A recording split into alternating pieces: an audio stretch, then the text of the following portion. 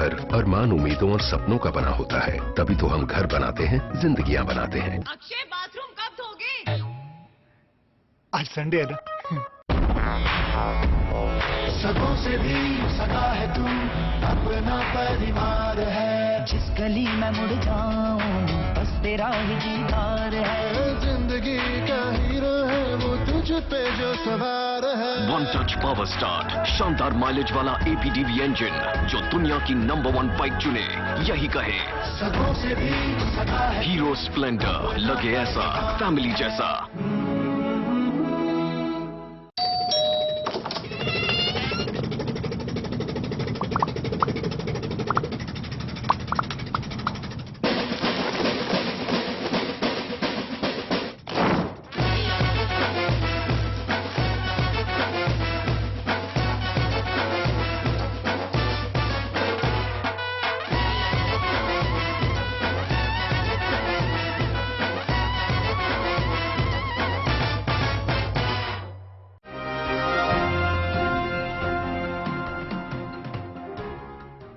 बचपन से सिगरेट पीने को स्टाइल मानता था।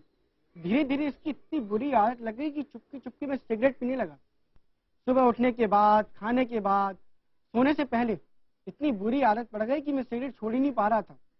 देखते देखते मैं सिगरेट पर कंट्रोल ही नहीं कर सकता था। फिर मेरे दोस्त ने आयुर्वेदिक सप्तऋषि नो नशा पाउडर लेने की सलाह दी। मैंने उसकी हिम्मत और जज्बे को सैल्यूट किया और नो नशा पाउडर का सेवन किया।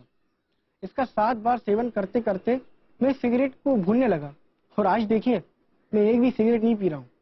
जब मैंने इसके फ्री सैंपल के बारे में जाना तो मुझे यकीन हुआ कि इनका मकसद पैसा कमाना नहीं बल्कि हम जैसे लोगों का नशा छुड़वाना है। मैं धन्यवाद करना चाहता हूँ नो नशा पाउडर को कि जिसकी मदद से आज मैं बिल्कुल नशे मुक्त हूँ। अजी हम तो बस ओकेजनल ड्रिंकर हैं, कभी कभी कोई मौका होता है तो पीते हैं। आज मैं बड़ा खुश हूं यार, शराब पीनी चाहिए। आज बड़ा दुखी हूं, शराब पीनी चाहिए। आज का दिन बड़ा खाली खाली सा है, शराब पीनी चाहिए। दरअसल आप शराब को नहीं, शराब आपको पीने के बहाने ढूंढती है। और कब आप ओकेजनल ड्रिंकर से शराबी हो जाते हैं पता ही नहीं चलता। पता तो तब चलता है जब मोहल्ले दफ्तर में लोग शराबी या पियक्कड़ जैसे नामों से आपको बुलाने लग जाते हैं। तब तक बहुत देर हो चुकी होती है। पर आयुर्वेदा सप्तऋषि नो नशा के साथ आप अपनी खोई हुई इज्जत, अपने खोए हुए नाम को वापस पा सकते हैं। नो नशा पर टीवी, टेली शॉपिंग और आयुर्वेदा सप्तऋषि को पूरा भरोसा है। ये आपको 100% फायदा देगा और इसके अलावा अगर आप इसे ट्राई करना चाहते हैं तो इसके लिए आप फ्री सैंपल मंगवा सकते हैं, जिसके लिए आपको 250 रुपए हैंडलिंग और कुरियर चार्जेस देने होंगे। तुरंत कॉल करें 01165155000 और 01165700999। नो नशा की असली कीमत है 7,990 रुपए, लेकिन नशे के खिलाफ इस मुहिम में आपको देना होगा सिर्फ 2,490 रुपए और 250 रुपए डिलीवरी चार्जेस अतिरिक्त। तुरंत ऑर्डर करने के लिए कॉल करें 01165155000 या 01165700999 या फिर 01165159400। आप अपना ऑर्डर SMS से भी मंगवा सकते हैं। SMS करें टेली स्पेस नो और भेज दें 57333 पर। बालों की समस्या से क्यों हो परेशान? बच्चा खाए या जवान, सबका इलाज होगा एक समान। सिर दर्द और कब्ज होंगे 3 दिन में छूमंतर। न जादू न टोना, है केवल आयुर्वेदिक तंत्र। नाड़ी वैद्य हूं मैं, आयुर्वेद का कमाल देखना। ला इलाज हो कोई भी बीमारी, जड़ से होगा उसका इलाज देखना। कमजोरों के लिए बना दिया है ऐसा रसायन, खाकर उसको जीवन का आनंद देखना। देखिए कायाकल्प नाड़ी वैद्य सत्य प्रकाश आर्या के साथ रोजाना दोपहर 3 बजे सिर्फ चैनल 1 न्यूज पर। खत्म हुई +2, इसके बाद करियर की चिंता। मेवाड़ यूनिवर्सिटी और चैनल 1 न्यूज लाया है एक सुनहरा अवसर, पढ़ाई के साथ साथ प्रोफेशनल ट्रेनिंग। हम देते हैं मीडिया इंस्टीट्यूट से बेहतर फील्ड, स्टूडियो और प्रैक्टिकल ट्रेनिंग, क्योंकि हम हैं चैनल नंबर 1 और हम लाए हैं स्पेशलाइज्ड कोर्स जिसमें bachelor in journalism and mass communication, master in journalism and mass communication, post graduation research integrated programme, PhD in journalism and mass communication. लगातार पत्रकारों की मांग को चैनल नंबर 1 न सिर्फ समझता है बल्कि उस सपने को हकीकत में बदलने का जज्बा भी रखता है। At the stroke of the midnight hour, when the world sleeps, India will awake to life and freedom. सच्चाई से सरोकार रखते हैं हम।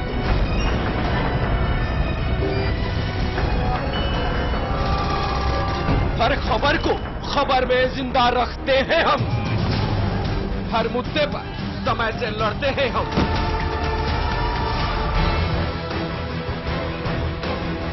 देश की खबर का सच है हम, क्योंकि हम हैं चैनल नंबर 1।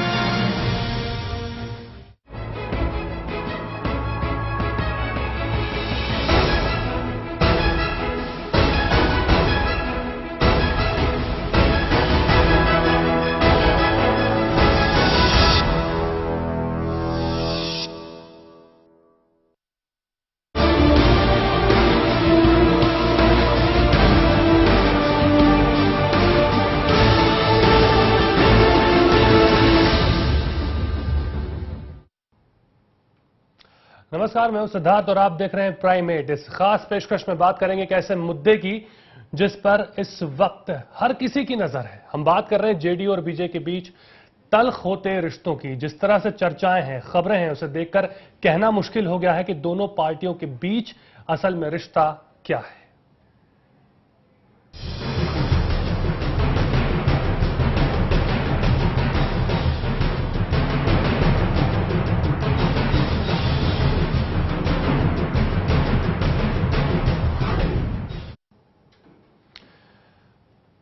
बीजेपी और जेडीयू पिछले कई सालों से एक दूसरे के साथी हैं। दोनों पार्टियां एक दूसरे के सुख दुख में साथ रही हैं, इनको साझा किया है, लेकिन अब कहीं ना कहीं दोनों पार्टियों के बीच में इस गठबंधन में गांठ इस तरह से आई है कि दोनों अब एक दूसरे के साथ नहीं रह सकते।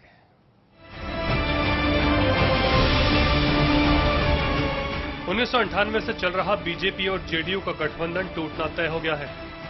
बिहार के मुख्यमंत्री नीतीश कुमार का बयान तो इसी तरफ इशारा करता है। पटना में नीतीश ने मजबूरी जाहिर करते हुए साफ कह दिया कि हालात कठिन हैं, फैसला करना ही होगा।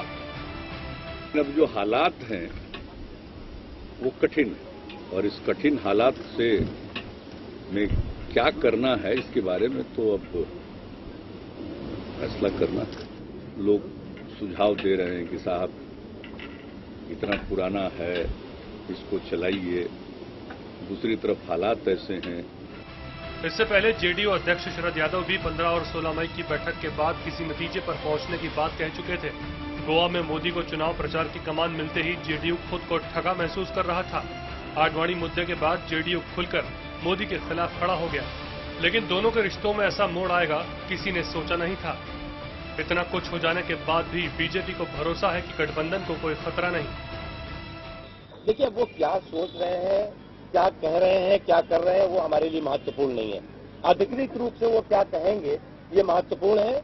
इसलिए हमें अभी उम्मीद है कि गठबंधन चलेगा और अब ये उनके ऊपर निर्भर करता है कि वो किस तरह का निर्णय करते हैं और किस तरह से स्टैंड लेते हैं। लेकिन इतना जरूर है कि हमारी उम्मीद ये है कि कम से कम जो उनके लीडर हैं, सीनियर लीडर्स, उन्हें अपने नेताओं की जबान पर थोड़ा सा संयम बरतने के लिए कहना चाहिए। बिहार में राजनीतिक समीकरण दिन ब दिन बिगड़ रहे हैं। 2 दिन से सूबे के उप मुख्यमंत्री सुशील कुमार कामकाज बंद करके बैठे हैं, तो दूसरी तरफ बिहार के मुख्यमंत्री नीतीश कुमार को मनाने की बीजेपी हर संभव कोशिश कर चुकी है। क्या अगर नरेंद्र मोदी से एतराज था तो गठबंधन ही नहीं करनी चाहिए थी? नरेंद्र मोदी एक दिन में तो नेता बने नहीं है, नेता सब दिन थे। और 2002 दंगे के बाद भी माननीय मुख्यमंत्री नीतीश कुमार जी जो उस समय रेल मंत्री की हैसियत से कार्यक्रमों में यहां आए हैं, लोगों नरेंद्र मोदी के साथ शिरकत किए हैं, उस समय कहीं इनको नफरत नहीं था। नफरत याद आया 2010 में आकर के, और अब याद आ रहा है। ये उचित नहीं है, ये बेईमानी है। गठबंधन टूटने के लिए अगर कुछ बचा है तो वो है औपचारिक घोषणा। बहरहाल बीजेपी और जेडीयू में बैठकों का दौर जारी है। 2014 की लड़ाई बहुत बड़ी लड़ाई है, और जब लड़ाई शुरू होती है तो उससे पहले चिंतन मंथन होती है, और हमारे पार्टी में कहीं न कहीं इस बात पे बड़ी गंभीरता से विचार हो रही है कि हम किसके साथ रहें या न रहें। गुरुवार को जेडीयू ने बीजेपी को प्रधानमंत्री उम्मीदवार की घोषणा के लिए 2 दिन का अल्टीमेटम दिया था।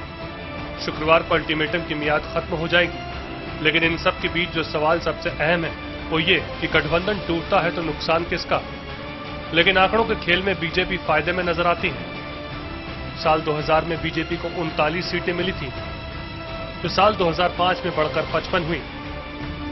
वहीं साल 2010 में बीजेपी की सीटें 91 हो गई, यानी बीजेपी ने बिहार में लगातार अच्छा किया है। बहरहाल 17 साल पुराना गठबंधन का रिश्ता टूटता है या बना रहता है, ये आने वाले दिनों में साफ हो जाएगा। Bureau report, channel one news. तो दुआ देते हैं जीने की और दवा करते हैं मरने की, और दुश्वारी का यही सबब है। इसी कुछ शब्दों के साथ आज बात रखी अपने नीतीश कुमार ने। बहरहाल इस पूरे मसले पर चर्चा करने के लिए हमारे साथ हमारे तमाम गेस्ट मेहमान हमारे साथ स्टूडियो में जुड़ चुके हैं। हमारे साथ अशोक प्रधान जी, जेडीयू के नेता है, वो भी जुड़े हैं। आपका बहुत बहुत स्वागत है। जे आर शरण जी, वरिष्ठ पत्रकार हैं, वो हमारे साथ जुड़े हैं। इसके अलावा मीम अफजल जी, प्रवक्ता है कांग्रेस के, वो भी हमारे साथ रहेंगे। साथ ही अग्निमा दुबे जी, जो हमारे राजनीतिक संपादक हैं, वो भी हमारे साथ इस पूरे बातचीत में होंगे। साथ ही अजय सराफ जी, नेता हैं आप एलजेपी के, ये भी हमारे साथ जुड़े हैं। चलिए संजय सराफ जी, माफ कीजिएगा, किस तरह से अब यहां से हम इस चर्चा को आगे बढ़ाते हैं, इसकी शुरुआत हम करते हैं। सबसे पहले प्रधान साहब, जो आज बात कही है नीतीश कुमार जी ने, अब तो बस ये तय होना रह गया है ना कि कितने दिन, कब ये गठबंधन टूट जाता है। अब तो ये कोई सवाल रहा ही नहीं है कि अभी भी आपको लगता है कि आशंकाएं और संभावनाएं बची हैं। हमें थोड़ा सा इंतजार करना चाहिए जी, जब तक कोई भी चीज अंतिम पड़ाव पे नहीं आता है जी, हमें इंतजार करना चाहिए। सर, ये तमाम तरह के बयान जो आ रहे हैं आपके पार्टी की ओर से, आपके पार्टी के नेताओं की ओर से, बिहार से खासतौर से जिन बयानों को अगर आप संजीदगी से देखें, चूंकि बिहार के जो नेता हैं, जो आपके पार्टी के जेडीयू के नेता हैं, वो बहुत गंभीरता से इस मसले को रह रहे हैं। एक ओर से बयान आया था कि दंगाई है नरेंद्र मोदी, और तमाम इस तरह के जो बयान आते हैं, क्या आपको लगता नहीं है बहुत दुखद मौका है इस तरह के बयान देने का, जिसे नकवी साहब भी कह रहे थे कि सीनियर नेताओं को जरा समझाना चाहिए, जेडीयू के नेताओं को कभी थोड़ा संयम बरतें? आपकी बात ये सही है, लेकिन शुरुआत बीजेपी वालों ने किया है, भाजपा वालों ने किया है। खत्म आप करेंगे जी? तो खत्म क्या आप करेंगे?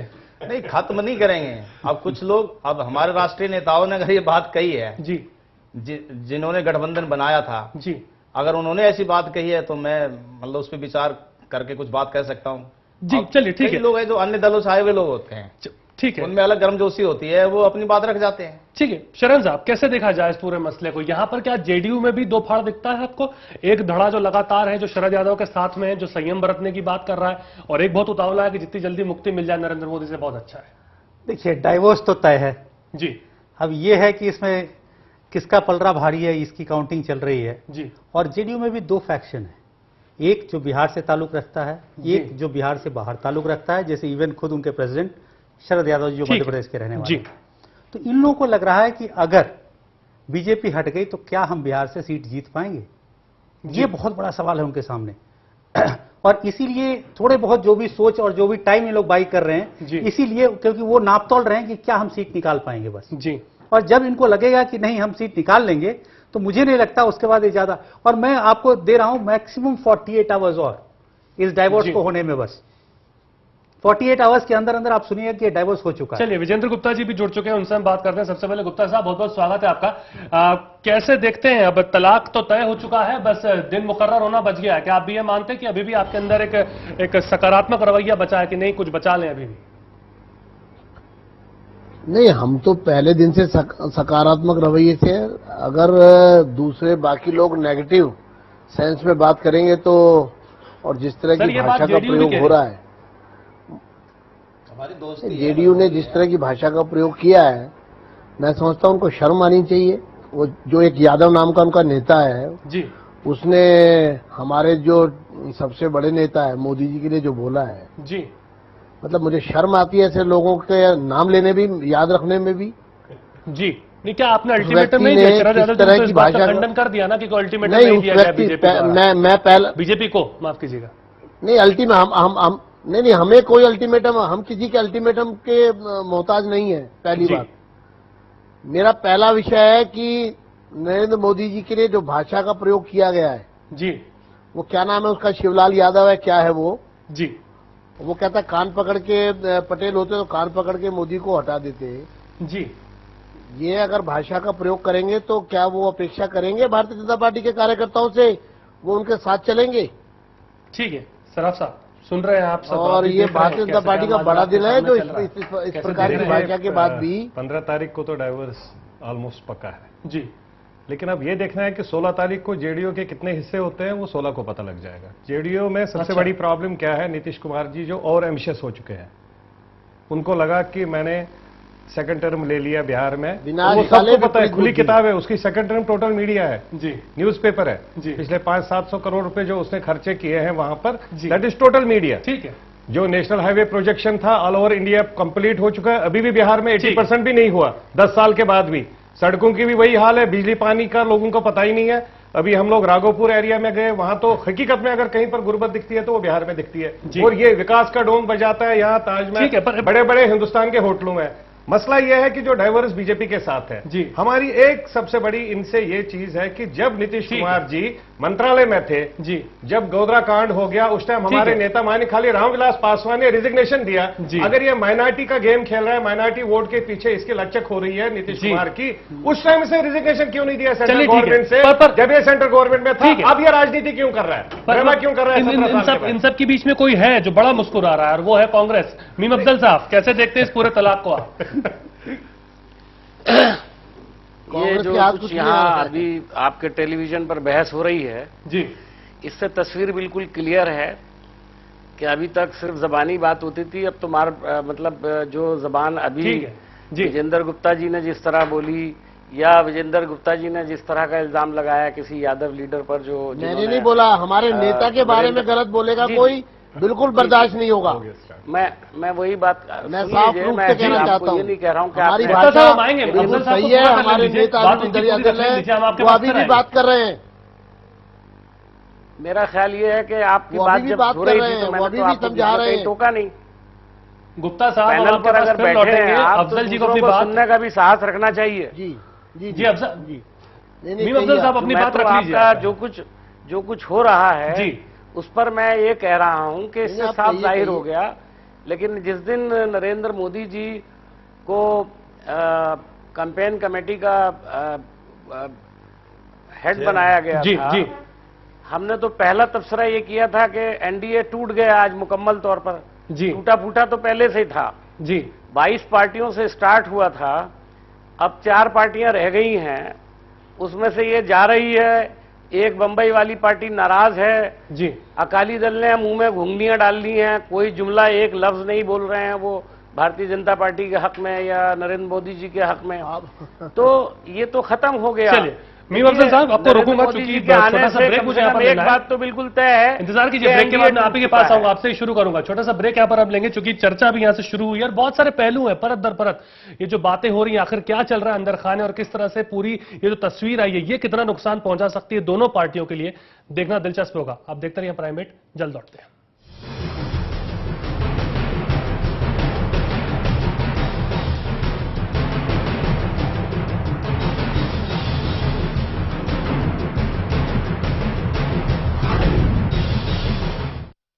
₹1 नहीं है बॉस। ₹1 नहीं है मतलब? अरे मतलब छुट्टा नहीं है। नहीं है तो आप लेके आओ, जाओ। छोड़ ना, ₹1 में क्या कर लेगा तू?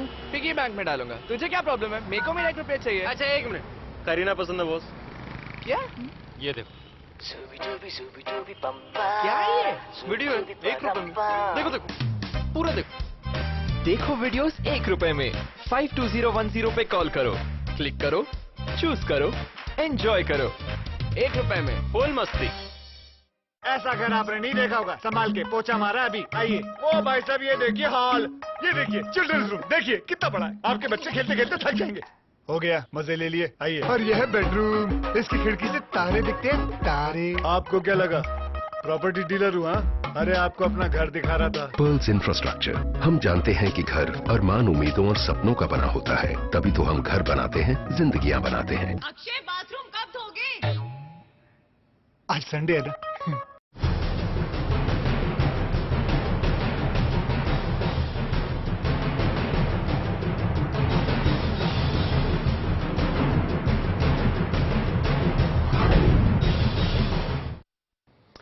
स्वागत है आपका। ब्रेक के बाद लगातार हम बात कर रहे हैं कि जो गठबंधन है एनडीए का, ये किस तरह से आगे जाता है, देखना दिलचस्प होगा। पर इन सबके बीच में लालू प्रसाद यादव ने अपनी बात रखी। हमारे साथी संवाददाता ने उनसे बात की, सुनिए क्या कहा उन्होंने। जेडीयू का रिश्ता अब बिल्कुल पहले जैसा नहीं रहा, साफ तौर पे वो दोनों अलग होना चाहते हैं। इसका लालू जी सामने हमारे साथ बैठे हुए हैं। लालू जी क्या लगता है, ये वाकई पहले से निर्धारित चाहते हैं? हम चाहते हैं कि दोनों इकट्ठे रहे। हमारी इच्छा है कि अब दोनों इकट्ठा रहे। बहुत हो गया, टू मच। इस सब का एक्सपोजर भी हो गया। बताओ, साथे साथे थे, अब बोलता कि अलग हट जाएंगे। अब नहीं लोग का चाल चरण लक्षण देश राज्य की जनता सब देख रही है कि सब अभी सब साथ में था। अब पता नहीं इनके मन में क्या क्या पुआ पकवा कर रख रहे हुए थे। नीतीश जी कह रहे कि हमारे लिए दुआ भी कर रहे थे और दवा मरने की भी दे रहे हैं।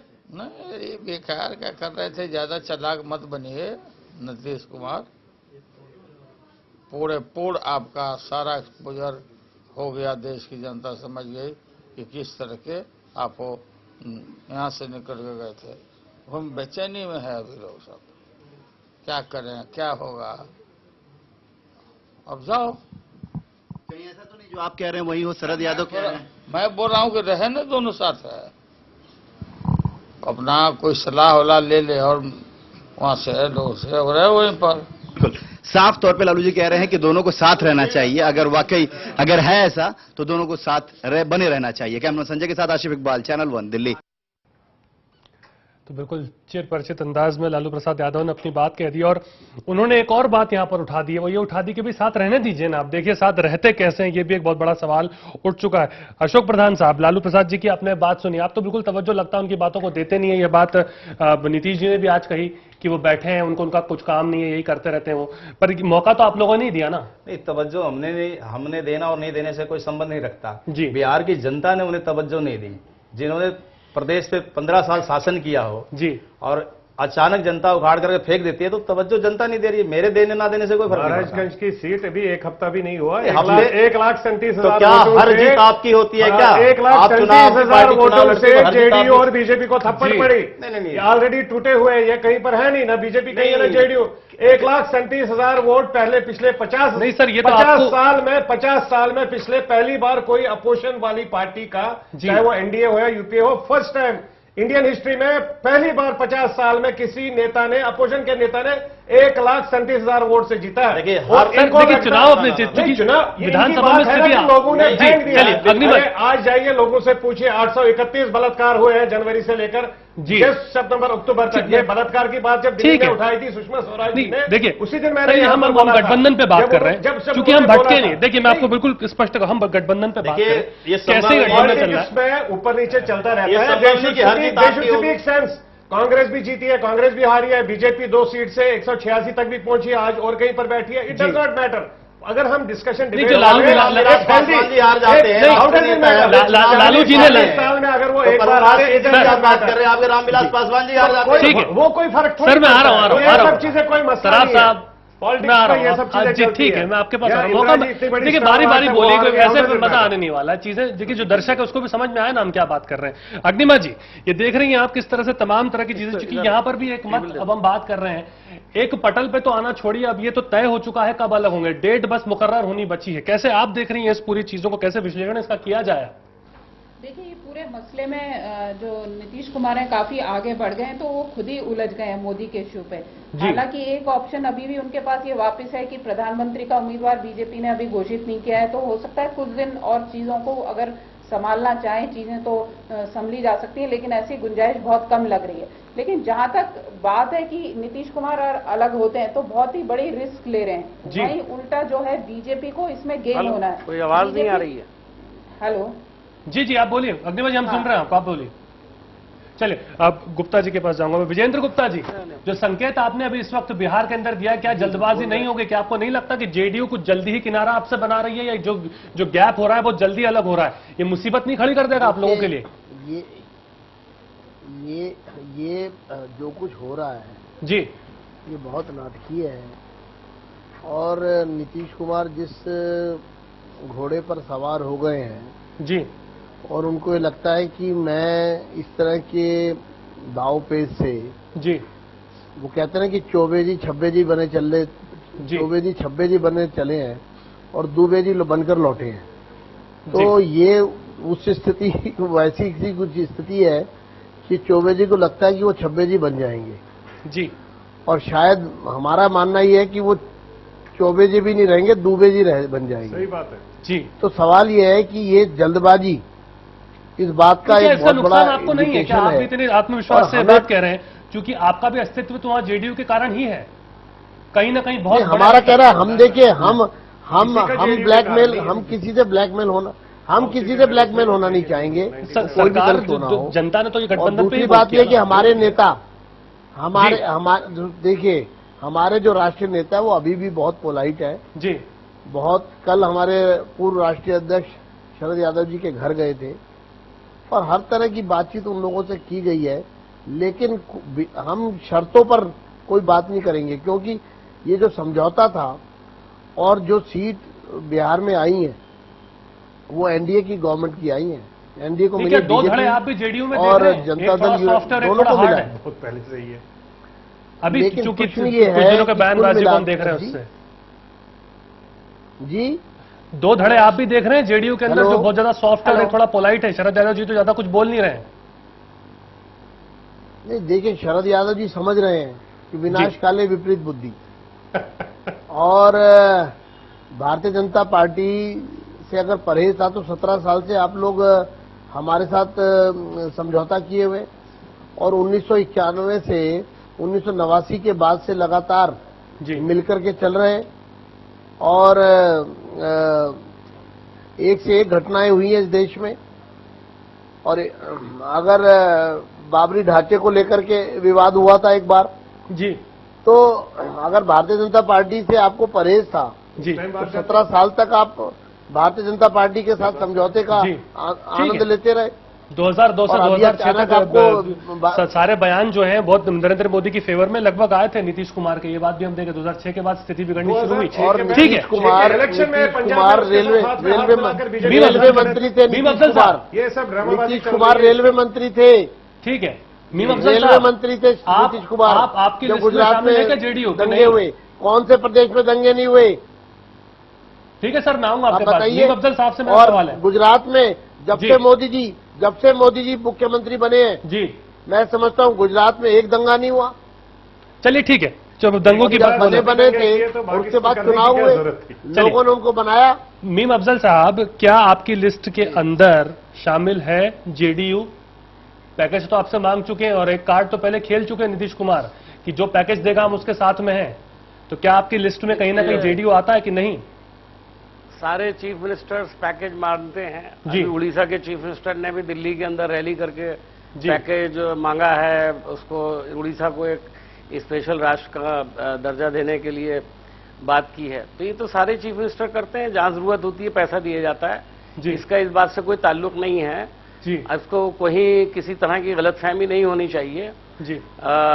नीतीश कुमार काफी समझदार लीडर हैं, वो बहुत अच्छी तरह से जानते हैं उनको क्या करना है क्या नहीं करना है। और हमारा जो आज गठबंधन है, हमारे यहाँ यूपीए में लालू यादव जी हमारे साथ हैं, पहले भी साथ थे, आज भी हमारे साथ हैं और आगे भी हमको पूरी उम्मीद है कि हमारे साथ रहेंगे। देखिए, अब जो ये बिहार के अंदर जो कुछ हो रहा है वो वक्त और हालात के तहत ऐसा ही होना था। बहुत 1.5 साल से इन्होंने साफ कह दिया था कि मोदी उन्हें कबूल नहीं है। अब मोदी जी जब आ गए हैं, उन्हें दिखाई दे रहा है, अभी कैंपेन कमेटी के चेयरमैन बने हैं, अडवाणी जी को भी ठंडा कर दिया उन्होंने और बहुत सारे नेताओं को ठिकाने लगा चुके हैं वो। तो उनको भी लग रहा है कि भाई जो वो चाहते थे वो नहीं होगा। अब नीतीश जी के दिमाग में कौन कौन सी बातें चल रही हैं, मैं उस पर बहुत ज्यादा एक थोड़ा एनालिसिस लेते हैं। शरण साहब, क्या चल रहा होगा नीतीश कुमार के मन में? देखिए, सबसे बड़ी बात है कि नीतीश जी अभी ये चाह रहे हैं कि किसी तरह हम यहाँ से निकले। उनको लग रहा है कि अगर हम पूरे 40 सीट्स पे लड़ते हैं जी और हम सारे मैक्सिमम सीट जीतते हैं तो मैं पीएम का दावेदार हो जाऊंगा जी। लेकिन आपको एक चीज यहाँ बताऊं, जेडीयू के जो अध्यक्ष हैं शरद यादव जी, वो आरएसएस के भी बहुत क्लोज हैं। बहुत कम लोग इस चीज को जानते हैं कि वो आरएसएस के भी, संघ परिवार के भी बहुत क्लोज हैं। इसीलिए आप पूरे प्रकरण में सबसे अगर सॉफ्ट नेता आपको कोई जेडीयू में दिखा होगा तो वो शरद यादव जी हैं। कल तक वो यही अभी भी यही कह रहे हैं। जी जी। और सबसे बड़ा अगर पॉलिटिकल लाइफ पे अगर क्वेश्चन मार्क लग रहा है तो वो भी शरद यादव जी हैं, क्योंकि उन्हीं को बिहार से जाके इलेक्शन लड़ना है जी। और जहां तक नेगेटिव या एंटी एस्टेब्लिशमेंट वोट की बात है, तो अगर कांग्रेस और जेडीयू एक साथ प्री पोल अलायंस नहीं होगा, मैं आज आपको बता दे रहा हूं, ये पोस्ट पोल अलायंस होगा, क्योंकि प्री पोल अगर अलायंस होता है तो दोनों के अगेंस्ट जाएगा जी, क्योंकि इनके एंटी इंकम्बेंसी वोट कांग्रेस के प्रति है ही, और वह जेडीयू तो खैर सपना दिखा के सेकंड टर्म लिया, तो वहां तो जो बुरा हाल है वो तो कहने को नहीं। अग्निमा जी कैसे, प्रधान साहब मैं आपका सांगो तुम्हें। अग्निमा जी देखिए सिद्धार्थ, पहला तो यह है कि नीतीश कुमार को अगर वो अलग होते हैं तो किसी राष्ट्रीय पार्टी के साथ गठबंधन उनका एक मजबूरी बनेगी।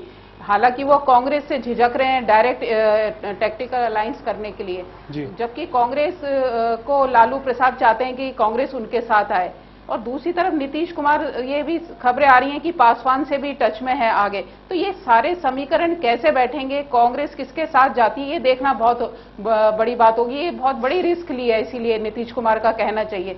और कुछ छत्रप नेता जैसे हम बात करें मुलायम सिंह और इनकी बीएसपी, इनके अपने वोट बैंक है पूरे सॉलिड, लेकिन नीतीश कुमार का अगर हम जातीय समीकरण में देखें तो उनकी अपनी जाति के वोट है नहीं, तो उनको अब अति पिछड़ा और उनको मुस्लिम एक वो दाव खेल रहे हैं। वो राजनीतिक समीकरणों के आधार पे अपनी नाव खेल सकते हैं वो बिहार में, उसके बिना वो उनका तालमेल चलेगा नहीं। जबकि इसके उलट जो बीजेपी है, बीजेपी इसमें गेम देख रही है।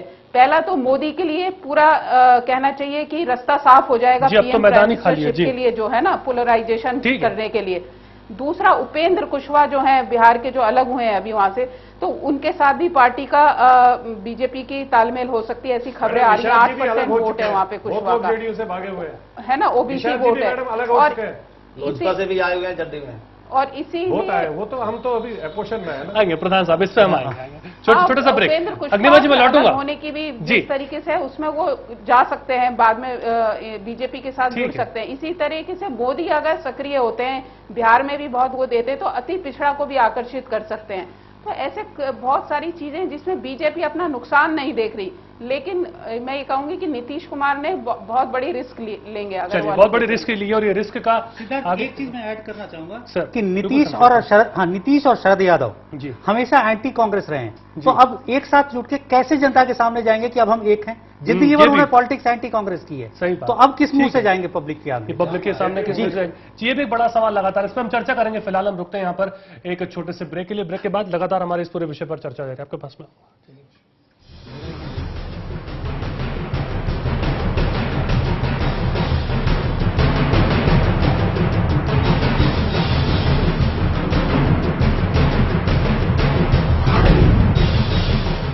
अगर आपने नहीं देखा होगा, संभाल के पोछा मारा अभी। आइए, वो भाई साहब ये देखिए हॉल, ये देखिए चिल्ड्रंस रूम, देखिए कितना बड़ा है। आपके बच्चे खेलते खेलते थक जाएंगे।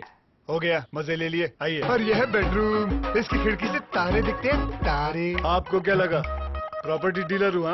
अरे आपको अपना घर दिखा रहा था। Pearls infrastructure. हम जानते हैं कि घर अरमान, उम्मीदों और सपनों का बना होता है, तभी तो हम घर बनाते हैं, जिंदगियां बनाते हैं। अक्षय बाथरूम कब धोगे? आज संडे है ना। सगों से भी सगा है तू, अपना परिवार है। आज और कल दोनों हमने तेरे साथ देखे हैं। तू चले जब साथ तो खुशी के ठिकाने मिलते हैं। वन टच पावर स्टार्ट, शानदार माइलेज वाला APDV इंजन, जो दुनिया की नंबर 1 बाइक चुने, यही कहे सगों से भी सगा है। हीरो स्प्लेंडर, लगे ऐसा फैमिली जैसा।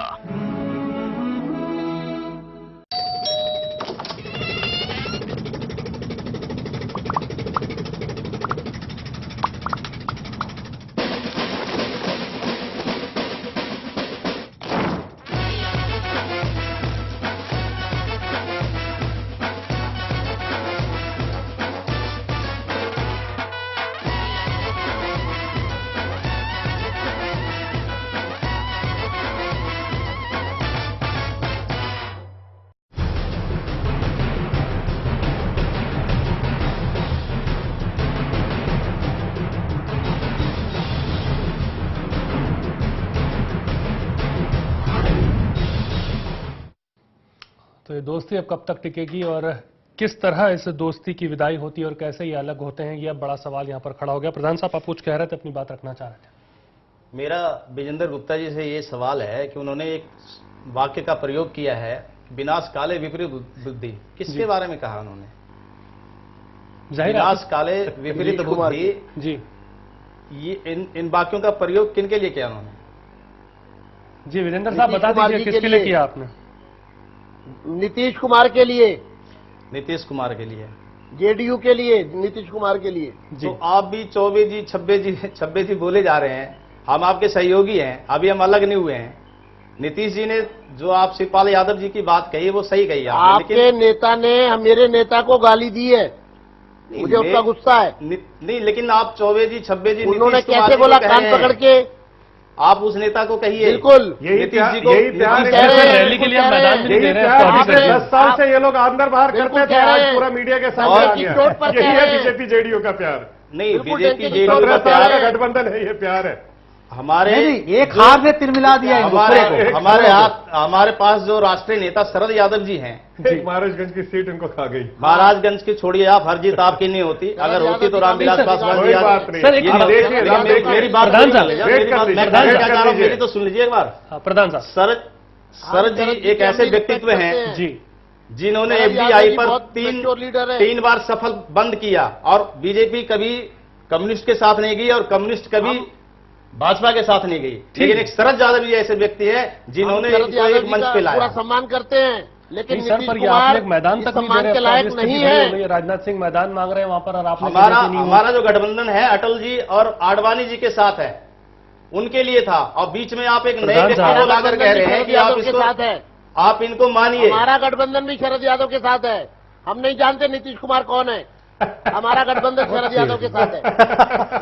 क्या बात है, आप सब जानते हैं नीतीश कुमार सीएम है बिहार के, आप जानते हैं इस बात को। अगर कोई व्यक्ति सुन ले जेडीयू के नेता, अगर कोई व्यक्ति नरेंद्र मोदी के बारे में अपशब्द कहेगा तो उससे 10 गुना ज्यादा बुरा सुनेगा।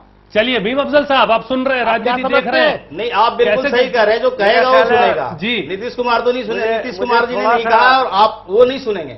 मुझे थोड़ा सा अफसोस हो रहा है जी कि चैनल 1 के डिस्कशन पर कौन सी भाषा इस्तेमाल हो रही है। लड़ाई होती है, इख्तिलाफ होता है, कैसी बातें कर रहे हैं, उसके लिए एक तरीका होता है। क्या होता है जी, मुझे बड़ा अफसोस है कि नीतीश कुमार जी नहीं कहा, मैं भी आपको अगर ऐसी भाषा प्रयोग करूँ। ठीक है प्रधान साहब, मेरा ख्याल ये है कि ठीक है गुप्ता साहब, थोड़ा हम भी भाषा का प्रयोग रहे, 24 सब शब्द नहीं चलते। बिल्कुल विजेंद्र गुप्ता साहब, क्योंकि हम समझ रहे हैं आपके बड़े प्रिय नेता हैं, हम मान रहे हैं इस बात को, इसमें कोई दो राय नहीं है, पर आज भाषा आप अपनी सही रखिए। ये जेडीयू के नेता अभी क्या नीतीश जी ने ऐसा बोला है क्या? दूसरे चैनल पर था मैं जी, वहां पर भारतीय जनता पार्टी के एक लीडर ये कह रहे थे बड़े संयम के साथ कि अभी हम साथ हैं और हमारी कोशिश है कि बंधन ना टूटे जी। लेकिन विजेंद्र गुप्ता जी की जो जबान है उससे साफ जाहिर हो रहा है कि ये बंधन जो है टूट चुका है।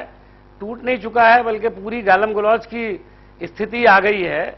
तो ये बड़ा अफसोसनाक है। आप 17 साल साथ रहे हो, कम से कम टेलीविजन पर आपको इस तरह की बात नहीं करनी चाहिए। बिल्कुल गलत कहा है ये कहना कि आप नीतीश कुमार को नहीं जानते, शरद यादव को जानते हैं, ये मेरे ख्याल में भी जेडीयू के और एनडीए के चेयरमैन है, आप कुछ नहीं है, इंसल्ट करने के तरह है। आपकी जो एनडीए शरद यादव जी के बारे में किसी ने कहा है चेयरमैन है, तो वो सही है। आपकी पार्टी का कोई नहीं चेयरमैन है, वो चला रहे हैं, उनकी ड्यूटी है, एनडीए कैसे बचेगा? प्रधान साहब एक मिनट, मैं आपको स्पष्ट कर दूं, अपनी मेरी भाषा इस प्रकार की क्यों है, मैं आपको स्पष्ट कर दूं। देखिए वो तो आपने कर दिया, आप बार बार करें उसको, उससे कोई फर्क नहीं पड़ता है। आपने अभी भी स्पष्ट किया, आपने कह दिया, हमने भी अपनी राय रख दी। मेरा ख्याल है विजेंद्र जी, आप भारतीय जनता पार्टी के जिम्मेदार लीडर हैं, आपको अपनी पार्टी के ताल्लुक से ऐसा इंप्रेशन नहीं देना चाहिए। अपनी मैं आपको जिम्मेदारी से कह रहा हूं, अगर हमारे नेता नरेंद्र मोदी जी के बारे में आपका कोई भी व्यक्ति गलत शब्द प्रयोग करेगा तो वो सहन नहीं होगा। चलिए ठीक है सराफ साहब, लेकिन उस व्यक्ति के बारे में नौबत यहाँ तक है। सराफ साहब नौबत तो यहाँ तक आपसे इसके बारे में आप, मेरा ख्याल ये है कि बड़े पर्सनल उसमें हो गए। आप इस डिस्कशन को बहुत पर्सनलाइज आपने कर दिया मेरा ख्याल है हम इशू डिस्कस नहीं कर रहे हैं जी सर, बल्कि पर्सनल ठीक है, डिस्कस कर रहे हैं। और मेरा ख्याल ये है कि इस तरह के डिस्कशन में अगर आप आगे बात करते हैं तो मैं माफी चाहता हूं, दिखता है, मैं यहाँ से रुखसत होना चाहूंगा। रास्ता देखिए, रास्ता देखने की अगर जैसा आपको बात ठीक लगे वैसे है, करिए। इसमें कोई शक नहीं है। जो अभी का जो इलेक्शन हो गया लास्ट असेंबली का, जिस तरीके से जेडीयू ने जिस तरीके से लोगों को धोखा देने का काम किया, I will just open it, थोड़ा संक्षेप में कीजिएगा। संक्षेप।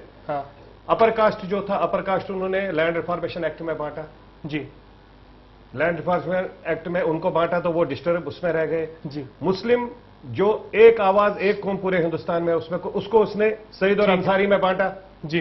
सोशल इंजीनियरिंग जो नीतीश कुमार ने पिछले इलेक्शन में की। उसके बाद तीसरा था दलित को उठा के महादलित बनाया। दलित एक कॉन्स्टिट्यूशनल वर्ड है, उसको महादलित बनाया। न तो ये दलित को कुछ दे सका, ना महादलित को। मतलब what he wanted to create, उसने एक ऐसा एटमॉस्फेयर क्रिएट किया, सबको डिस्टर्ब करके रखा। और दूसरे साइड से, एक साइड से ये दिखाता रहा कि माइनॉरिटी के प्रति मेरा प्यार है, मोहब्बत है। फार्मीसगंज में एक प्रेग्नेंट लेडी के यहां पर, जहां 30 साल से वहां पर माइनॉरिटी के लोग रहते थे, उन लोगों के ऊपर एक बीजेपी के आदमी ने सीधे फायर कर दिया और एसएसपी वहां पर खड़ा हो गया। और नीतीश कुमार की हिम्मत नहीं हुई कि एसएसपी को वहां से हटाए। और जो आज माइनॉरिटी की नीतीश कुमार, माइनॉरिटी के चक्कर में तो नरेंद्र मोदी के अगेंस्ट में वो खड़ा हो गया है ना। जब अगर उसी में खड़ा होना था, वही राजनीति करनी थी, तो उस टाइम नीतीश जी कर लेते, जब वो सेम गवर्नमेंट में थे, रेलवे मंत्री थे, जब गोधरा कांड हो गया। ये सब ड्रामाबाजी अच्छी नहीं लगती है। जब राम मंदिर का हो गया, उस टाइम भी ये इनके साथ में था। आज जब उसको हवाई दिख रहा है, उसको लगता है माइनॉरिटी कोई उसके साथ में खड़ा नहीं होने वाला है। वो महाराजगंज में उसको अभी पता लगा है, जब 1,37,000 वोट से हारा है। ठीक है सर, ये बातें ये आकलन हो सकता है, ये दिखरा गया है। ये आकलन खाली रोज वोट राजनीति कर रहा है नीतीश कुमार, और कुछ नहीं कर रहा है। 46 हार चुके, उसमें ये अभी वक्त नहीं है, क्योंकि हम फिर बात कर रहे हैं। 5 साल पहले की बात है, हम प्रेजेंट की बात कर रहे हैं। हम मोदी जी माइनॉरिटी की बात नहीं हम करते, प्रेजेंट की बात कर रहे हैं। ये कभी नहीं बोला उन्होंने, इन्होंने मोदी जी के साथ में नीतीश कुमार जी ने कभी नहीं कहा कि मैं माइनॉरिटी के साथ। देखिए ये बात से मुद्दा जो हमारा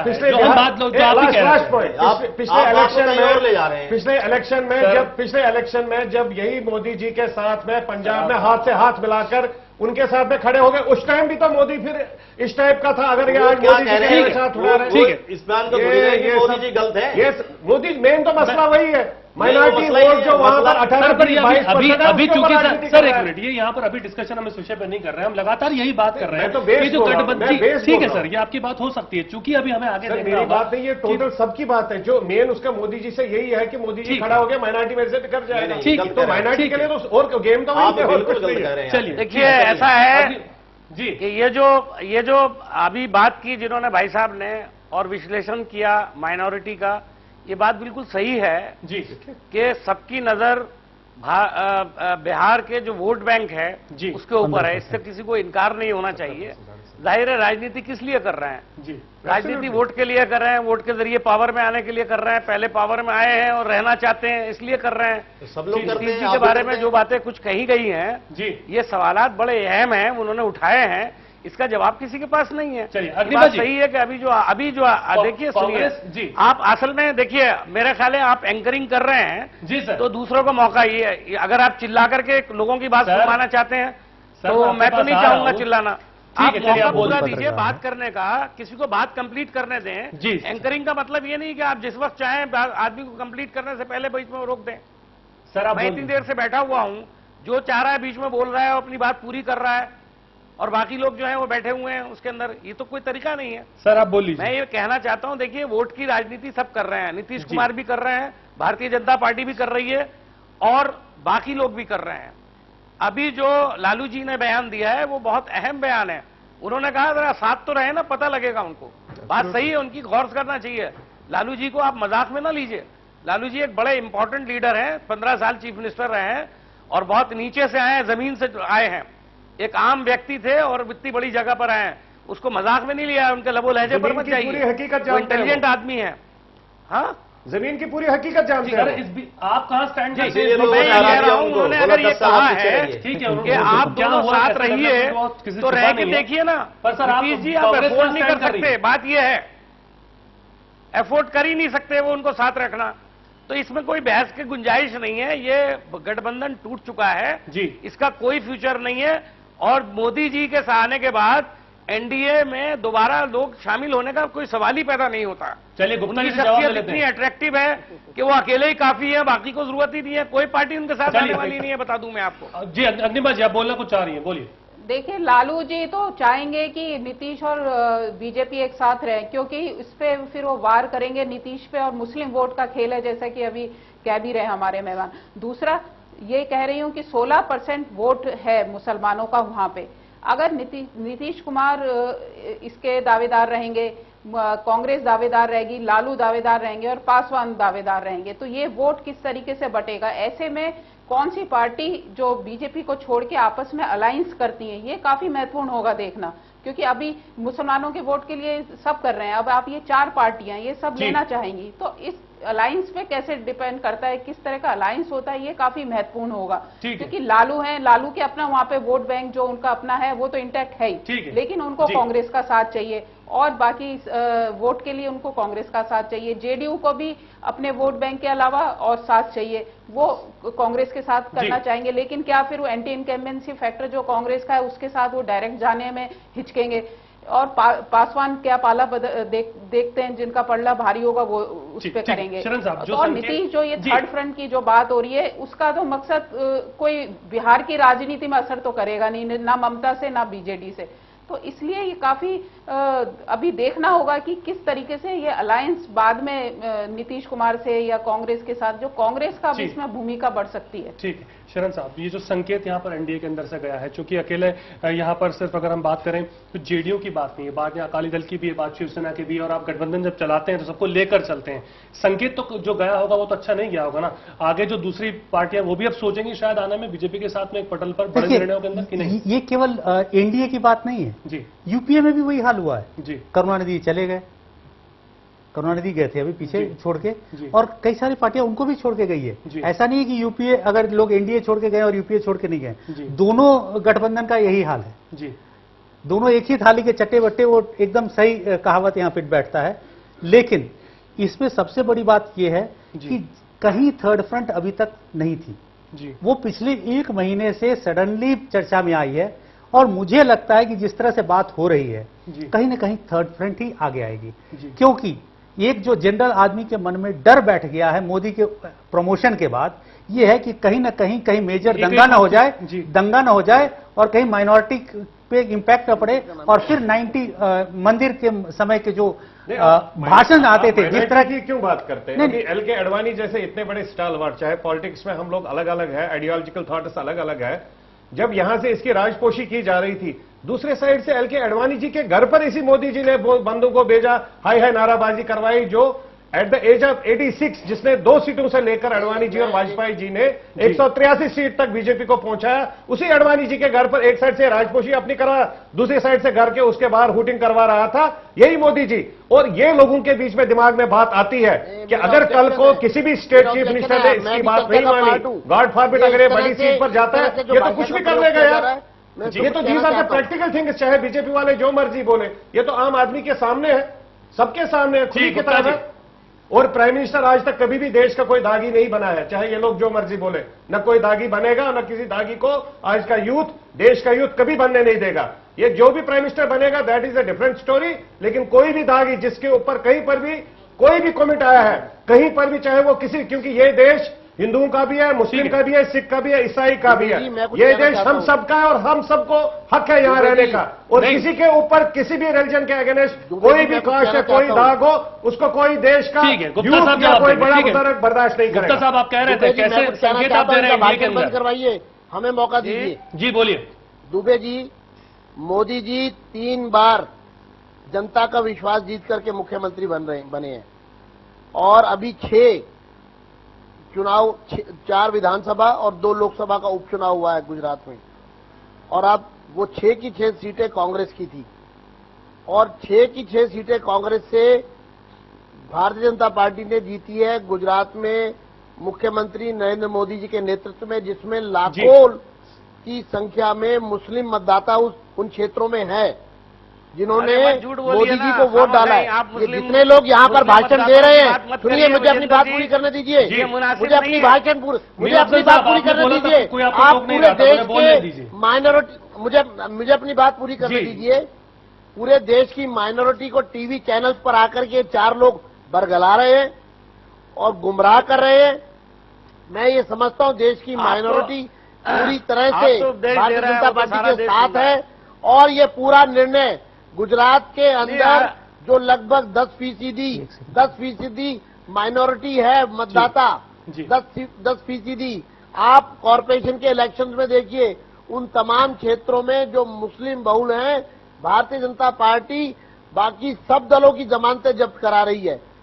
गुजरात के अंदर मुसलमानों से जाकर के बात कीजिए, अगर प्रॉस्पेरिटी अगर किसी एक राज्य में सबसे ज्यादा मुसलमानों की है तो वो गुजरात में है। आप जाकर के किसी भी, मोदी जी की चाहे देन नहीं है, वो गुजरात के मुसलमानों की अपनी देन है। सर गुप्ता वही जी, तो कह रहा हूं मैं, 15 साल से। गुप्ता जी सुनिए, एक पॉइंट इसका मतलब साफ है। एक मिनट, मुझे अपनी बात पूरी करने दीजिए। आपको क्या डर लग रहा है मेरी बात पूरी हो जाएगी तो आप गलत हो जाएगी? मेरे आपको डर है क्या? मेरे को अपनी बात पूरी करने दीजिए, फिर आप कहिए। जी गुप्ता साहब कंप्लीट पिछले 3 बार से चुन करके आ रहे हैं, 3 बार से चुन करके आ रहे हैं। वहां की माइनॉरिटी पूरी तरह से विश्वस्त है जी, और मोदी को अपना नेता मानती है और मोदी जी के संरक्षण में पूरी माइनॉरिटी का एक विकास हो रहा है। एक विकास का एक ऐसा डेवलपमेंट का मॉडल उन्होंने दिया है जिसमें इस देश की माइनॉरिटी सिर्फ सुरक्षित नहीं है, प्रॉस्पेरिटी की तरफ बढ़ रही है। ये लोग नहीं चाहते ये वोट बैंक की तरह हमेशा माइनॉरिटी को इस्तेमाल करते रहे हैं। ठीक है सर, और करते रहना चाहते हैं। ठीक है सर, आपने अपनी बात रख ली सर। शिक्षा देना चाहते हैं गुप्ता जी, ना उनको प्रॉस्पेरिटी गुप्ता जी आपने बहुत अच्छी बात की कि मोदी जी 3 बार चीफ मिनिस्टर रह चुके हैं। आपको ये भी बोलना चाहे कि मोदी जी आपके चीफ बिल्कुल रहे हैं और माइनॉरिटी के, अरे बात तो करने दीजिए आप। माइनॉरिटी गुप्ता जी वो चीफ मिनिस्टर रह चुके हैं एक डेवलप्ड स्टेट को, एक बिजनेस क्लास के यहाँ पर चीफ मिनिस्टर रह चुके हैं। उसी मोदी जी को जम्मू एंड कश्मीर का चीफ मिनिस्टर बनाइए, छत्तीसगढ़ का चीफ मिनिस्टर बनाइए, झारखंड का चीफ मिनिस्टर बनाइए, मणिपुर नागालैंड का चीफ मिनिस्टर बनाइए, फिर पता चलेगा कितना स्ट्रांग चीफ मिनिस्टर है, कितना एडमिनिस्ट्रेटिव है। ये कहना बहुत आसान है। गुजरात जैसी जगह जहां पॉलिशिड लोग रहते हैं, बिजनेस क्लास रहता है, वहां वो चीफ मिनिस्टर है। पूरा हिंदुस्तान गुजरात नहीं है, इस खाप पे भूल जाइए। पूरा हिंदुस्तान गुजरात नहीं है। हिंदुस्तान में हर एक टाइप के हर एक सोचने के लोग रहते हैं। It is not so easy you people feel. नहीं, मैं किसी लीडर आप में मत रहिए, घोड़ा मत दौड़ाइए, हवा में घोड़ा मत दौड़ाइए। नहीं देखिए, मैं केवल एक सवाल करना चाहता हूं। मुझे तो ये डर है कि जो मंदिर के समय टूट जाएगा। साहब आपके पास मैं फिर आऊंगा। अब 2 मिनट आपने अपनी बात रख ली ना। आप हर चीज को कम्युनल बनाना चाहते हैं सर, पूरी तरह से। इसमें कम्युनल बनाने की बात ही नहीं है। मैं कहता हूं अगर वो सर इस पे हम आ रहे हैं, रुकिए ना, धीरे धीरे। 2002 में आपने तो बड़ा सेकुलर बनाया था गुजरात को।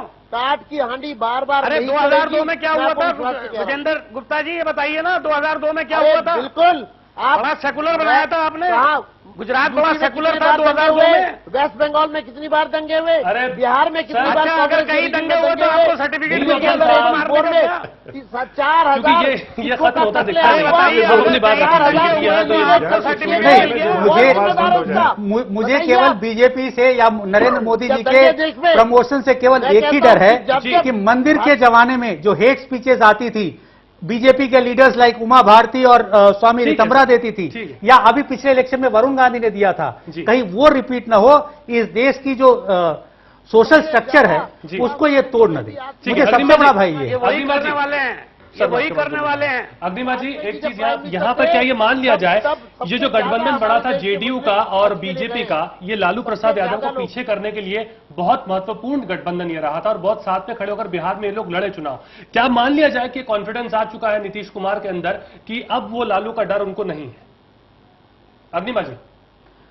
नहीं, नीतीश कुमार को लालू का डर, अकेले कहें कि लालू अगर अकेले रहते हैं तो इतना डर नहीं है, लेकिन लालू अगर का अलायंस कांग्रेस के साथ होता है तब जरूर टक्कर देंगे। नहीं तो लालू का अगर किसी पार्टी के साथ अलायंस नहीं है, आरजेडी का गठबंधन पिछले 10 साल से 7 साल से चल रहा है। साथ में चल रहा है, लेकिन उसका आगे भी असर चलता आपने देखा रहेगा। था कि अलायंस किस तरीके से जेडीयू होता है। अब कहीं कांग्रेस दिखेगा ही जो नहीं, है देख वो लीजिए नीतीश आप। कुमार को भी के साथ जाने का उसका आगे thinking चल आने रही दीजिए, है। इलेक्शन कांग्रेस में देखो इस सब पता चीज को चल लेकर जाएगा। दो विचार मैं हैं। एक चीज यहाँ- अकेला विचार नहीं है, दो विचार उसमें चल रहे हैं। लेकिन यहाँ जो ये जो लड़ाई है मोदी को लेकर, ऐसा लगता है कि मैं मोदी पे ये कहूंगी कि जो मोदी फोकस चुनाव होने वाला है, लोकसभा चुनाव, मोदी या ना मोदी नहीं, उसमें कैसे समीकरण बनते हैं। जैसे कि मैंने कहा बिहार में काफी इसमें बीजेपी को मेरे को लगता है कि फायदा होना है, जैसे कि मैंने पहले कहा था कि उसमें बीजेपी को फायदा होना है। लेकिन जो दूसरी पार्टीज हैं, मुसलमान वोट उसमें बढ़ रहे हैं सारे। कैसे नीतीश कुमार इस चीज को कर पाएंगे? जो 16% वोट जो मुसलमानों के हैं वो कैसे बटेंगे, ये काफी महत्वपूर्ण है। चलिए एक अहम मुद्दा और उस पर हम जरा उसको छू लें। सब पहले अपनी बात रख लीजिए। ठीक, पहले आप अपनी बात रख लीजिए। देखिए, मैं ये कह रहा था कि जेडीयू अलग थलग हो जाएगी, आप देखिएगा इसके बाद। और लालू प्रसाद यादव, जो अभी वहां प्रॉब्लम है बिहार में जो चल रहा है, मैं अभी 1 महीने घर रह के आया हूं, मैं आपको बता सकता हूं कि वहां आदमी डेवलपमेंट के नाम पे जीरो है। लोगों को वहां के एजुकेशन मिनिस्टर असेंबली में कहते हैं कि हमारे यहां प्राइमरी स्कूल में 86% ड्रॉप आउट है, यानी कि 100 बच्चा अगर एडमिशन लेता है तो 86 वापस आ जाता है। कैसे और दिल्ली में चाइल्ड लेबर, दिल्ली में एक टीचर की सिलेक्शन सरपंच और पंच करता है। दिल्ली में चाइल्ड लेबर में सबसे ज्यादा आदमी बिहार के हैं। छठी बिहार में 24 घंटे, गाँवों में 24 घंटे में 22 घंटा। चलिए ये आंकड़े हैं, क्या डेवलपमेंट, ये डेवलपमेंट के पैमाने डेवलपमेंट के नाम पे जी हर व्यक्ति और हर संस्था या हर अपने उससे बोल सकते हैं, पर बड़ा सवाल जी एक चीज और मैं छूना चाहूंगा। फेडरल फ्रंट की लगातार बातें आ रही हैं। ये बात भी हुई कि केसी त्यागी जी पहुंचते हैं मिलने के लिए रॉयटर्स बिल्डिंग में ममता बनर्जी से। क्या महज इत्तेफाक ही माना जाए? प्रधान साहब, कैसे इत्तेफाक ही था कि नहीं, आप भी संभावना तलाश रहे हैं ना बीजेपी को छोड़ेंगे? देखिए, आज जो यहाँ बहस हो रही है, कुछ समझ में ही नहीं आ रहा क्या निकल के आएगा, क्योंकि एक जब अपनी बात कोई रखना शुरू करते हैं तो दूसरा तीसरा हर कोई बोलने लग जाता है। सर आप बोलिए ना। देखिए, देश का सवाल है, ये जनता के हित का सवाल है जी। तो देश को जरूरत है इस वक्त एक ऐसे व्यक्ति का जो सर्वमान्य हो और राष्ट्रभक्ति उसके साथ जुड़ा हो जी, और एक ऐसे मतलब नेता की जरूरत है जिसे जनता जी, ये सब आप नरेंद्र मोदी को तो नहीं देखते लेकिन और वो नेता कम से कम बेदाग हो जी। चलिए ठीक है, इसके ऊपर कोई दाग क्या फेडरल फ्रंट पे आपका क्या जो फेडरल फ्रंट ममता बनर्जी बनाने की बात कर रही है, जिसमें गैर कांग्रेसी और गैर बीजेपी, क्या ये मौजूदगी इसकी आपको लगती है? देखिए, क्षेत्रीय दल जितने भी हैं भारत में, मेरे ख्याल में अधिकांश राज्यों में है। ये जो बड़ी बड़ी पार्टियां हैं, कांग्रेस या बीजेपी, ना यूपी में है, ना बंगाल में, ना बिहार में है, ना तमिलनाडु में, सब अलग अलग है। इसका अस्तित्व दिखता है आपको? हाँ, अस्तित्व दिखता है। चलिए ठीक है, सराफ साहब कैसे देखते हैं? फेडरल फ्रंट की बात लगातार की जा रही है, नीतीश कुमार कहते हैं कि हाँ कहीं ना कहीं मैं देखता हूं उसमें आशावान तरीके से, कैसे देखेंगे? वो फेडरल फ्रंट को नहीं देखते, वो अपने आप को देख रहे हैं, हवा में घोड़ा दौड़ा रहे हैं। It is too early to say for this thing. Federal front बनाना इतना आसान नहीं है, इसमें कोई शक नहीं है। जितनी भी रीजनल पार्टीज है, क्या विकल्प रीजनल पार्टीज जो है सब जगह उनके असेंबली सीट्स अपनी है, और उसके बाद में let us be very honest and very open to this, उसमें लास्ट में जो मेजर फाइट होती है बीजेपी और कांग्रेस में होती है, और साथ में जो रीजनल वाइज बाकी जो फेडरल फ्रंट की बात है, आप बताइए इसमें कौन किसको लीडर बनाएगा? वो तो तभी बनाएगा ना लीडर जब कुछ आ जाएगा। जेडीयू एक ख्याली पुलाव है। जेडीयू में हम तो चाहते हैं ये एक साइड से डाइवर्स करे, अगर नहीं भी करे इनको खुद को पता चल जाएगा जो आज आरजेडी एलजेपी क्या हाल है, इनको एलजेपी आरजेडी दिखा देगा वहां क्या हाल है। ठीक है सर, क्या विकल्प आप देखते हैं फिर यहाँ? कुछ भी नहीं विकल्प है। नीतीश जी अपना ड्रामाबाजी करें, 4 दिन के बाद फिर वापस आने की जोड़ी में बैठेगा और कहीं नहीं जाएगा। नहीं तो इतने हिस्से हो जाएंगे पता नहीं रहेगा जेडीयू की पार्टी थी। देखिए, थर्ड फ्रंट हमेशा ही इस देश में जब भी आया है जी, वो प्री पोल में कभी कोई बहुत बड़ा थर्ड फ्रंट नहीं हुआ करता था। इलेक्शन के पास पोस्ट पोल के बाद थर्ड फ्रंट बना है जी। और इस बार एक चीज और होगा, थर्ड फ्रंट में it will be minus communist. ठीक है, और थर्ड फ्रंट ही बनेगा। दोनों नेशनल पार्टीज नहीं सरकार बनाएंगी, ये एकदम तय है। वो लेटर हमेशा पोस्टपोन बनता है। वाकई लगता है ये कहीं मौजूद है? क्योंकि आप नहीं मानेंगे, मुझे लगता है ये बात लगातार कांग्रेस के नेता कह चुके हैं, पर जो थर्ड फ्रंट फेडरल फ्रंट की बात हो रही है, इसे कैसे देखते हैं? देखिए, थर्ड फ्रंट जो है वो जब बना था 88-89 में, तब उसका कॉम्बिनेशन क्या था और उसकी लीडरशिप क्या थी? आज वो कॉम्बिनेशन कहां है? कौन से नेता, अभी जो हमारे आरजेडी के नेता अभी बात कर रहे थे, गालिबन वो कश्मीरी है मेरे ख्याल में, मैं यहां से देख नहीं पा रहा हूं आपका चैनल, मेरे यहां टेलीविजन नहीं है वो जी। आरजेडी का नहीं सर, मैं एलजेपी का हूं। सर एलजेपी के हैं साहब? एलजेपी के हैं बहरहाल जो भी है जी, तो वो मेरा ख्याल है अच्छी तरह विश्लेषण कर चुके हैं जी। और जो थर्ड फ्रंट उस जमाने में बना था, उसमें एक ऐसी लीडरशिप नहीं सामने सर, आई नीतीश थी कुमार जो जिस बात पर कर रहे हैं वो सबका क्या आपको इत्तेफाक। लगता है प्रैक्टिकली फीजेबल है कि नहीं? मैं तो बिल्कुल नहीं मानता हूं। मैं तो ये मानता हूं कि थर्ड फ्रंट का जो ठीक है, चलिए तस्वुर गुप्ता साहब है, जल्दी से फेडरल वो- फ्रंट के ऊपर वो नीतीश कुमार वहां देख रहे हैं। अभी कुछ नजर नहीं आ रहा है, उसके इम्कानात मुझे नजर नहीं आते। चलिए ठीक है, गुप्ता साहब क्या आप मेरी आवाज सुन पा रहे हैं? फेडरल फ्रंट पे आपका आखिरी कोट क्या है, क्या कहेंगे? देखिए, मेरा कहना है कि थर्ड फ्रंट नाम की ना कोई चीज है ना कोई चीज हो सकती है जी। इतने बड़े कॉन्ट्रडिक्शन है। क्या एसपी बीएसपी एक साथ चल सकते हैं? क्या कोई भी इस तरह का दल जो अब एक रीजनल पार्टीज आपस में ही कॉन्ट्रडिक्शन है, उनके अपने ही आपको भी नहीं दिखता, इनको भी नहीं दिखता। ठीक है, अग्निमा जी बिल्कुल संक्षेप में, समय नहीं है। अग्निमा जी बिल्कुल संक्षेप में, फेडरल फ्रंट की बात कर रहे हैं नीतीश कुमार, कहां जाते दिखते हैं? नहीं, ये बिल्कुल लगता नहीं है फीजिबल। वही मैंने कहा है कि अगर नीतीश कुमार को अपना बिहार फोकस करना है तो निश्चित तौर पे उनका ये फेडरल फ्रंट उनके कोई कुछ काम आने वाला नहीं। ये सब बात की बातें हैं। जब चुनाव नजदीक आएंगे तब क्या एक मंच बनाएंगे, या फिर चुनाव के बाद किस तरह के समीकरण बैठते हैं। अगर कांग्रेस के ज्यादा सीटें आती हैं तो कुछ दल वहां जाएंगे, बाकी अगर बीजेपी में मोदी अच्छा अपना दिखा सकते हैं तो फिर वो दूसरे समीकरण बनेंगे। तो फेडरल फ्रंट का कोई कहे भविष्य ऐसा दिखता नहीं। चलिए, फेडरल फ्रंट का भविष्य कहीं दिखता नहीं है, पर घर सजाने का तस्वुर तो बहुत बात का है। पहले तय हो कि इस घर को बचाएं कैसे, कुछ ऐसी स्थिति फिलहाल नजर आती है। जी हाँ, जो कुछ भी समझ लीजिए, क्योंकि स्थितियां जो है लगातार एनडीए को लेकर के बहुत संजीदा होती जा रही है। आप सभी का बहुत बहुत शुक्रिया, सभी मेहमान हमारे साथ जुड़े और हमारे साथ इस चर्चा में जुड़ने के लिए आप सभी का बहुत बहुत शुक्रिया। बहरहाल कुछ दिनों के अंदर 48 घंटे, 3 दिन, 4 दिन, जो भी समय रहता है, कैसे राजनीति आगे बढ़ती है एनडीए को लेकर के बहुत बड़ा सवाल है, और क्या कुछ उसके बाद दशा दिशा बदलती है, ये देखना दिलचस्प होगा। आप देख रहे थे प्राइमेट, नमस्कार।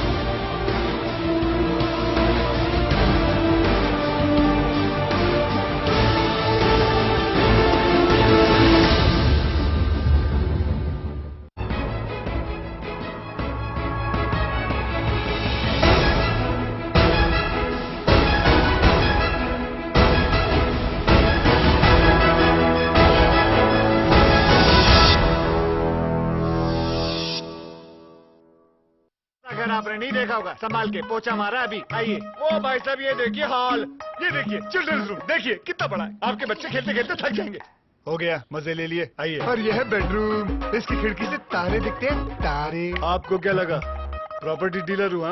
अरे आपको अपना घर दिखा रहा था। पर्ल्स इंफ्रास्ट्रक्चर, हम जानते हैं कि घर अरमान, उम्मीदों और सपनों का बना होता है, तभी तो हम घर बनाते हैं, जिंदगियां बनाते हैं। अक्षय बाथरूम